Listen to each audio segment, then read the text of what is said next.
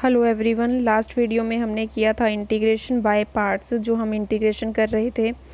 अब उसके बाद हम नेक्स्ट इसमें करेंगे इवैल्यूएशन ऑफ डेफिनेट इंटीग्रल। अभी तक जो भी हमने पढ़ा है वो इनडेफिनेट इंटीग्रल में पढ़ा है। डेफिनेट इंटीग्रल क्या होता है? If f of x is a continuous function on a close interval a b, हमें क्लोज इंटरवल ए बी पे एफ ऑफ एक्स एक कंटिन्यूस फंक्शन दिया हुआ है और उसकी अगर हम इंटीग्रेशन करते हैं तो हमारे पास किस तरह से लेंगे हम integration of from a to b f of x d x. कुछ भी उसका आंसर आता है अगर हमें मान लो, तो वहाँ पे हमें क्या करेंगे, वो लिमिट्स जो हैं वो पुट करेंगे, उसके बाद हम उसका आंसर फाइंड करते हैं और एक पर्टिकुलर आंसर जो है वो हमारे पास आ जाता है। ठीक है, डेफिनेट इंटीग्रल में जो ए होता है वो लोअर लिमिट लेते हैं, जो बी होती है वो अपर लिमिट होती है। ठीक है, अब हम एग्जाम्पल करते हैं, एग्जाम्पल से अच्छे से समझ आएगा। एक्स स्क्वेयर डी एक्स, अच्छा इसमें फॉर्मूले जो हैं वो सारे सेम पीछे वाले ही यूज़ होंगे। एक्स स्क्वेयर डी एक्स की जो इंटीग्रेशन होती है वो क्या होती है, एक्स क्यूब अपॉन 3 होती है।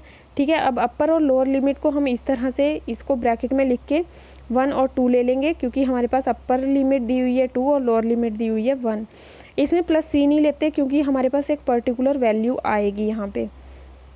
अब हमने क्या करना है, जहाँ पे भी एक्स है वहाँ पे हमने पहले अपर लिमिट पुट करनी है, फिर उसके बाद हमने लोअर लिमिट पुट करनी है और बीच में साइन कौन सा रखना है, माइनस का साइन रखना है। तो अगर अपर लिमिट जब हम पुट करेंगे तो क्या आएगा, 2 की पावर 3 अपॉन 3, तो यहाँ पे आ जाएगा 2 की पावर 3 अपॉन 3, बीच में माइनस का साइन। फिर लोअर लिमिट क्या है 1 की पावर 3 अपॉन 3, तो यहाँ पे आ जाएगा 1 की पावर 3 अपॉन 3। 2 की पावर 3 क्या हो जाएगा 8 अपॉन 3 हो जाएगा, माइनस 1 अपॉन 3 हो जाएगा। ठीक है, जब हम इसको सॉल्व करेंगे तो हमारे पास आ जाएगा 7 अपॉन 3, ये हमारे पास इसका आंसर आ जाएगा। सेकंड जो एग्जांपल है वो लेंगे integration of 0 to π/4 sine x d x. Sine x की इंटीग्रेशन होती है माइनस कॉस एक्स, 0 और π/4 इस तरह से ले लेंगे। पहले हमने अपर लिमिट पुट करनी होती है, उसके बाद हम लोअर लिमिट पुट करते हैं और बीच में कौन सा साइन आता है, माइनस का।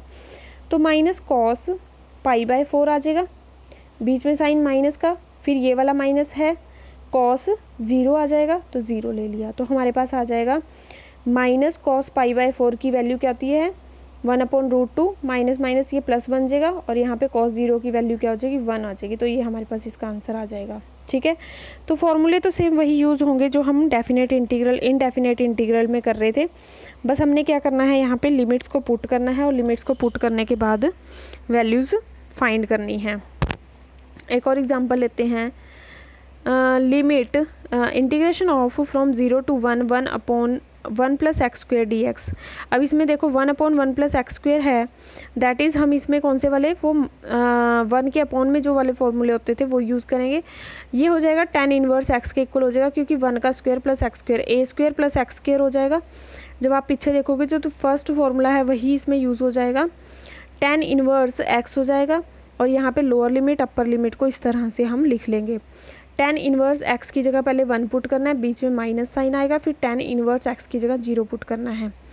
ठीक है, तो π/4 के इक्वल होता है, माइनस 0 किसके इक्वल होता है, 0 के इक्वल ही होता है। तो आंसर क्या आ जाएगा, π/4 होता है। जो tan इनवर्स 1 होता है वो π/4 के इक्वल होता है और tan इनवर्स 0 के इक्वल होता है। तो π/4 माइनस 0 हो जाएगा, π/4 आंसर आ जाएगा। ठीक है, इसी तरह से एक और सेकंड जो एग्जांपल है वो है, ये आपने खुद करना है। हमारे पास क्वेश्चन दिया हुआ है x1 upon x root of x square minus 1 second inverse x, और यहाँ पे हमने लिमिट्स पुट कर देनी है। लिमिट्स पुट करके आंसर देखना है कि क्या आता है। ठीक है, एक्सरसाइज जो 8th है उसमें इसी टाइप के क्वेश्चंस दिए हुए हैं, डेफिनेट इंटीग्रल के क्वेश्चंस दिए हुए हैं, ये आपने खुद करने हैं। जो नहीं समझ में आएगा आप मेरे से पूछ लेना। आगे हमें दिया गया है integral of the type when limit 0 to π/2। जब हमें लिमिट 0 से π/2 दे रखी होगी तब हम इंटीग्रल किस तरह से करेंगे, इनको हम रिडक्शन फार्मूले भी बोलते हैं। ठीक है, तो सबसे पहले तो, और इसमें हमारे पास दो तरह के ही फार्मूला, साइन और कॉस की टर्म में ही फार्मूला होता है, tan की टर्म में या कॉट की टर्म में फार्मूला नहीं होगा। तो 0 से π/2 साइन की power n x d x, sine की पावर n x। अब n की वैल्यू चाहे कुछ भी दे रखी है तो हमने यही वाला फॉर्मूला अप्लाई करना है।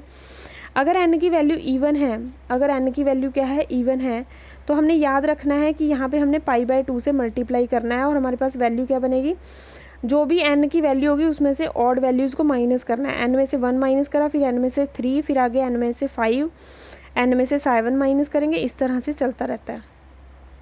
और अपॉन में क्या आता है, n आ जाता है, जो भी n की वैल्यू होगी वो होगी। फिर इवन वैल्यूज़ माइनस करनी है, n-2, n-4, n-6 इस तरह से, और π/2 से मल्टीप्लाई करना है अगर इवन है तो। ठीक है, ये याद रखना है, अगर इवन है तो π/2 से मल्टीप्लाई करना है, अगर ऑड है तो π/2 से मल्टीप्लाई नहीं करना है, और बाकी फॉर्मूला क्या रहेगा, सेम ही रहेगा। ठीक है, तो यहाँ पे हमारे पास हो जाता है, अगर ऑड वैल्यू है, n की वैल्यू अगर ऑड है तो π/2 से मल्टीप्लाई नहीं करना है, बाकी सेम ही रहेगा। n में से 1 माइनस करना है, 3 माइनस करना है, 5, और यहाँ पे क्या आ जाएगा, n-2, n-4, n-6 इस तरह से। cos nx का भी सेम फार्मूला यही रहता है कि जब इवन है तो π/2 से इस वैल्यू को मल्टीप्लाई करना है, और अगर ऑड वैल्यू है तो π/2 से इस वैल्यू को मल्टीप्लाई नहीं करना है। ठीक है, अब हम एग्जांपल लेते हैं, जैसे हमारे पास है 0 से π/2 साइन की पावर 5x dx। 5 क्या है, ऑड वैल्यू है, 5 है ऑड वैल्यू, तो π/2 से मल्टीप्लाई तो नहीं करना है। तो हमारे पास क्या आएगा, ऊपर ऑड वैल्यू से माइनस करते हैं, 5 में से 1 माइनस करेंगे कि 5 में से 3, फिर 5 में से 5 माइनस आएगा, लेकिन हमने 5 में से 5 तो माइनस नहीं करना, हमने तब तक का माइनस करना होता है जब इससे जो n की वैल्यू होती है उससे छोटी वैल्यू तक हमने माइनस करते रहना है।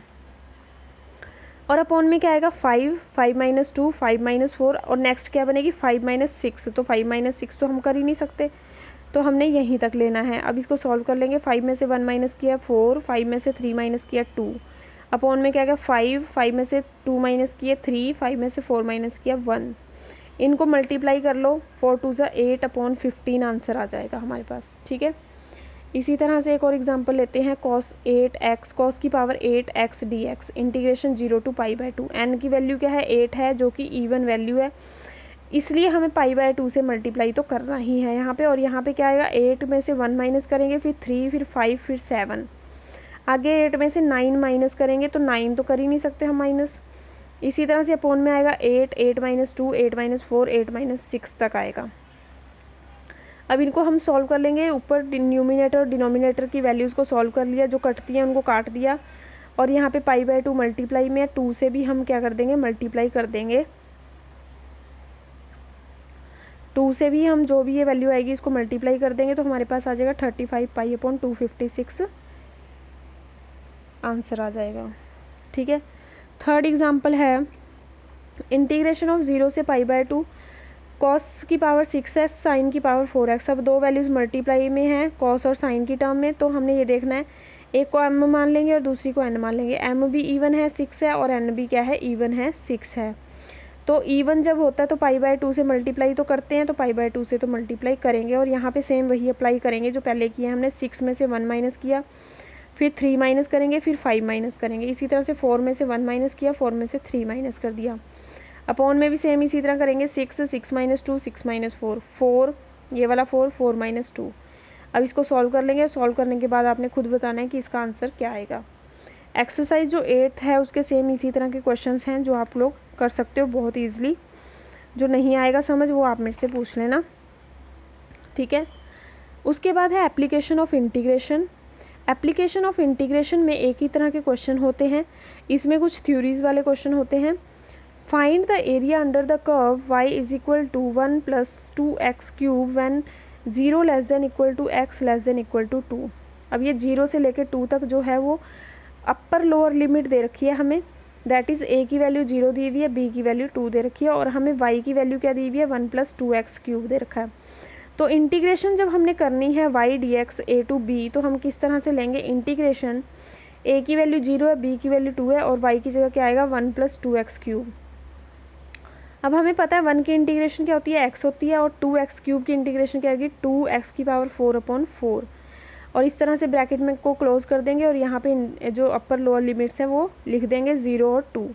सबसे पहले हमने क्या पुट करना है, 2 पुट करना है दोनों वैल्यूज़ में जहाँ जहाँ x है, फिर हमने 0 पुट करना है। तो हमारे पास क्या आएगा, यहाँ तो x की जगह 2 आ गया, प्लस यहाँ पे भी x की जगह 2 आ जाएगा, 2⁴/2 हो जाएगा, 2⁴/2। फिर बीच में साइन कौन सा आता है, माइनस का आता है, फिर 0 पुट करेंगे, 0 पुट किया 0 हो गया, यहाँ पे भी 0 पुट किया तो 0 आ जाएगा। तो हमारे पास वैल्यू क्या आ जाएगी, 2 + 2⁴ कितना हो जाएगा, 16/2 आ जाएगा। ये कट गया इससे, तो हमारे पास आ जाएगा 2 + 8 = 10 यूनिट्स। तो ये हमारे पास इसका आंसर आ जाएगा। इसी तरह से एक और क्वेश्चन करते हैं, find the area of the curve y is equal to sine x when 0 less than equal to x less than equal to π/2। y की वैल्यू साइन एक्स दे रखी है और हमें अपर लिमिट क्या दी हुई है, π/2 दे रखी है, और लोअर लिमिट क्या दी हुई है, 0 दी हुई है। तो 0 से π/2 साइन एक्स की इंटीग्रेशन क्या होती है, माइनस कॉस एक्स होती है। तो माइनस कॉस एक्स, और इंटीग्रेशन जो इसके लिमिट्स हैं वो इस तरह से ले लेंगे। सबसे पहले π/2 पुट करेंगे तो माइनस कॉस π/2 हो जाएगा, फिर बीच में माइनस साइन, फिर ब्रैकेट लगानी है, माइनस कॉस 0।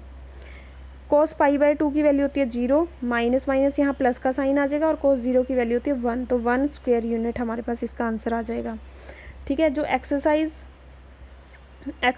9th है उसमें इसी टाइप के क्वेश्चन हैं, एप्लीकेशन ऑफ इंटीग्रेशन के इसी टाइप के क्वेश्चंस हैं, ये आप लोग खुद कर सकते हो, बहुत ही इजी क्वेश्चंस हैं। नेक्स्ट जो लेक्चर होगा उसमें हम करेंगे numerical integration of approximate integration. ठीक है, इसके लिए हम 2 रूल्स अप्लाई करेंगे, trapezoidal rule and Simpson rule, वो हम नेक्स्ट लेक्चर में करेंगे। अभी के लिए इतना ही, ओके, थैंक यू।